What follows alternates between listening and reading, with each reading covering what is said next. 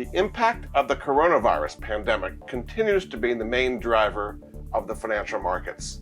The stock market soared this week on hopes that the pandemic will ease in coming weeks, and what the Federal Reserve did. Let me explain what's going on. I'm Jordan Goodman, America's Money Answers man, and this is the Money Answers Week in Review.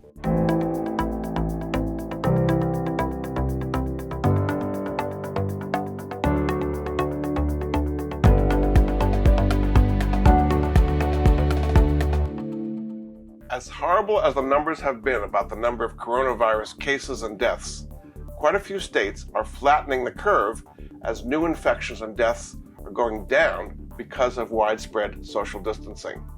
The most important news of the week clearly was what the Federal Reserve announced, which is they were going to pour $2.3 trillion into the financial markets to stabilize the financial system. The Fed is going to be buying corporate bonds, high-yield bonds, municipal bonds, and even stocks to boost system stability. Fed Chairman Jay Powell wants to avoid a liquidity crunch like what happened last time in 2008 when the markets basically seized up. So the Fed is moving faster and bigger than before, and the markets have been reassured. Oil prices ended the week at about $23 a barrel, as finally there was a truce between Russia and Saudi Arabia about oil production. Although oil companies continue to cut back sharply, Exxon this week said they're going to cut production by 30%. The most shocking number of the week was still the unemployment claims. 6.6 million new claims this week, on top of 6.6 million the previous week and 3.2 million the week before. So we've had about 16 million new claims in the last 3 weeks, by far the biggest ever. Unemployment offices are swamped, and a lot of people who should be getting unemployment benefits just can't get through to file. Many employers continue to furlough tens of thousands of workers because they have no revenue coming in, and factories continue to close.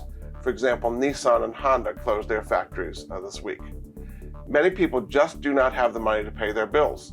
When the rent was due on April 1st, about 30% of Americans did not pay the rent. They just didn't have the money to do so.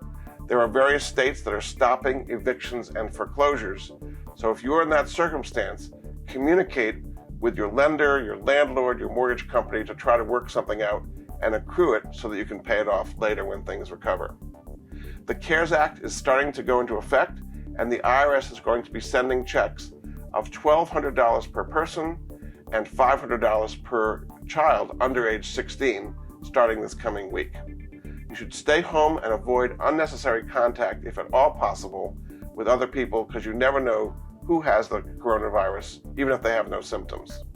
Invest in your skill set and watch a new episode of the Money Answers Minute every week. This last week I did it about inverse exchange traded funds, which go up in value when the stock market goes down. This coming week I'm going to be doing the Money Answers Minute about the CARES Act and how you can take advantage of all the provisions in it. I want you to have the tools and knowledge to navigate through these very tricky times to improve your personal finances. I'm Jordan Goodman, and this has been the Money Answers Week in Review for the week of April 6th.